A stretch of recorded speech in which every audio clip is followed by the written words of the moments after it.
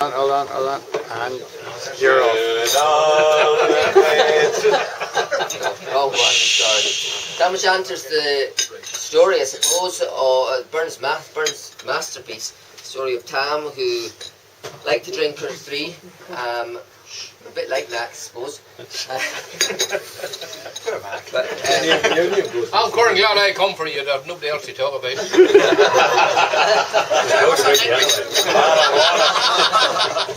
But after a heavy night's drinking, on his way home, he comes across a witch's party. That must have been you. Alright. And his eye is enriched by what he sees, a rather winsome ghost dancing with a very scantily clad shirt on, that as she twirls round and round, this shirt rises higher and higher, and Tam tints his reason altogether. So, here's the story.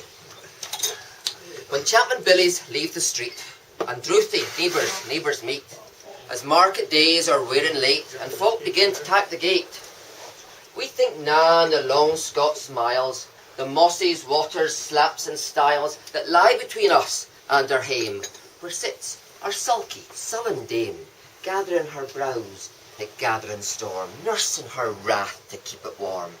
This truth found honest Tam O'Shanter, as he fair in night did canter. Odd ear, while ne'er a town surpasses for honest men and bonny lasses. A Tam, hast thou but been sae wise, and taken thy ain wife Kate's advice, she told thee well, thou was a skellum, a blethering, blustering, drunken bleelum, that frae November till October, nae market day, I wasna sober. The ilka elder with a miller, thou satst as long as thou had siller. That every naig was cad a shoe on, the smith and thee got roaring foo on.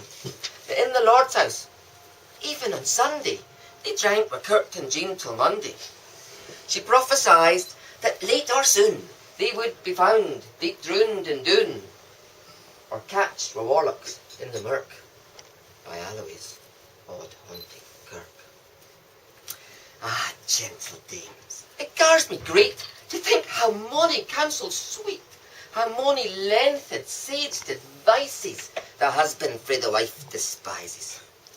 But to our tale, in market night, Tam had got planted uncle right, fast by an ingle blazing finely with Raymond swats that drank divinely. And at his elbow, suitor Johnny, his ancient, trusted, truthy crony. Tam loved him like a very brother. They had been foo for weeks together. Why more drink? The night drave on with sangs and clatter, and aye, the ale was getting better. The landlady in town grew gracious with favours, secret, sweet and precious. The suitor told his queerest stories. The landlord's laugh was ready chorus. Without, the storm might rear and rustle. Tam didn't mind the storm a whistle.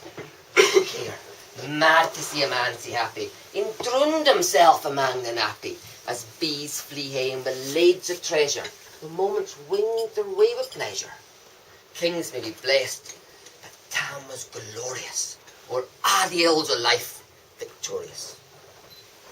But pleasures are like poppies spread, you seize the bloom, the flowers shed, or like the snowfalls on the river, a moment white, then lost forever. Or like the borealis race that flit ere you can point the place, or like the rainbow's lovely form, vanishing amid the storm. Nae man can tether time nor tide. The hour approaches, Tam will ride. That hour, o' night's black hearts the key stain, that dreary hour he mounts his beastin', and sack a night he tags the roadin', as ne'er poor sinner was abroadin'. The wind blew as 'twas blawin' its last, the rattling showers was on the blast, the speedy gleams the darkness swallowed, loud deep and lang the thunder bellowed.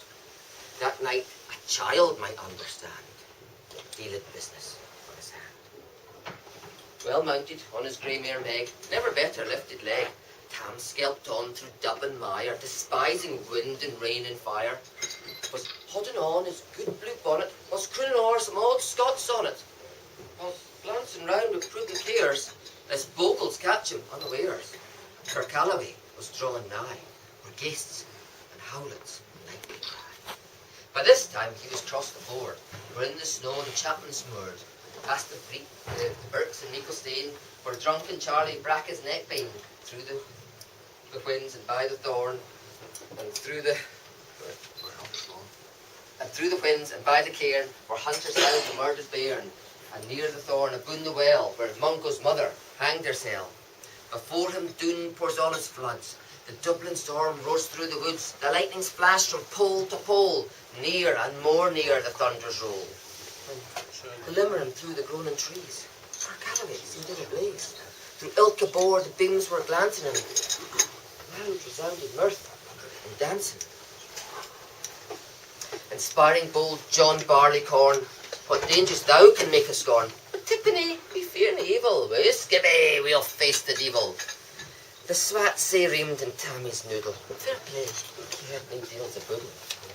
But Meg stood, right sair astonished, till by the hand and heel admonished, she ventured forth upon the light, and vow, Tam saw an unco sight. Witches and warlocks in a dance, nae could tellin, brent new from brands, but hornpipes, jigs, strathspeys and reels, with life and metal in their heels.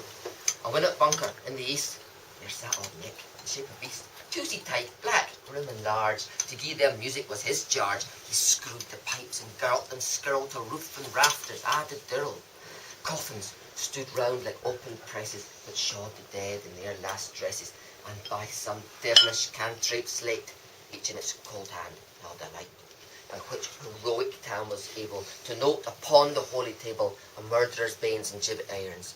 Twas ban lang, wee unchristened bairns, a thief you cutted frae the rape, the hill last gasp his captive gape. A garter that a babe had strangled, a knife a father's throat had mangled, whom by his ain son o' life bereft, the grey hairs yet stuck in the earth, and mair of horrible and awful, which even to name would be unlawful. As Tammy glowered, amazed and curious, the mirth and fun grew fast and furious. The dancers quick and quicker flew, the piper loud and louder blew. The reel, they set, they crossed, they click it, the ilka carlin swat and lick it, and Custer duties at the work, and link it at it in our sight. The bathing queens, and plump and strapping in their queens. Their sarks, instead of crishy flannin, with 1700 snow white linen. These breaks of mine, the ain with hair, the ain with flush of good blue hair, I would have gained them off my hardies for a blinking of bunny birdies. But withered vellum, odd and droll, bring woody hags with spina fall, louching and flinging on a crummock, and under it did me turn thy stomach. But Tammy kent what was what through Brawley. There was a winsome wally. That night enlisted in the corps, lang after Kent and Carrickshore. For money a beast to dead she shot, and perished many a bonny boat, and shook both meikle corn and bear, and kept the countryside in fear. Her cutty sark, o' paisley harn, that while a lassie she had worn, in longitude, was sorely scanty. 'Twas her best, and she was vaunted.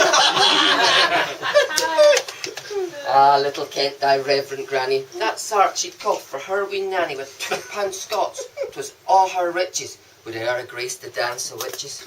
But hear my muse, her wing me cour, such flights are far beyond her power, to sing how Nanny lap and flang, a supple jade she was, and strang. And how Tam stood like een bewitched, and thought this very een enriched. Even Satan glowered, and fidget fu fain, and hocht and blew with might and main, till first a kipper, saying another, Tam tint his reason altogether, and roars out, "Well done, gutty sark!" And in an instant, all was dark. Scarcely had him Maggie rallied, when out the hellish legion sallied. As bees buzz out with angry fight, when plunging herds assail their bike, as open pussies mortal foes, when pop she starts before their nose. As eager runs the market crowd, when catch the thief resounds aloud, so Maggie runs the witches follow, with money and eildrift screech and bellow. A tam, they'll get thy fare, and in hell they'll roast thee like a herring. In vain thy Kate awaits thy coming. Kate will soon be a woeful woman. But do thy speedy utmost, Meg, and when the Keestin o' the brig, thereat them thou thy tail may toss, a running stream they dare nae cross. But ere the Keestin she could make, the fainted tail she had to shake, for Nanny far before the race flew at Tam with fury settle, but little was she Maggie's mettle. A spring brought off her master's hail, but left behind her ain grey tail, for the carlin caught her by the rump, and left poor Maggie scarcely stump. Now, this tale of truth shall read, each man and mother's son the guid, who are to drink yarn climbed or cutty sarks run in the mind. Think, maybe you buy the joys over dear. Remember, Tam O'Shanter's mere. Here. Yeah.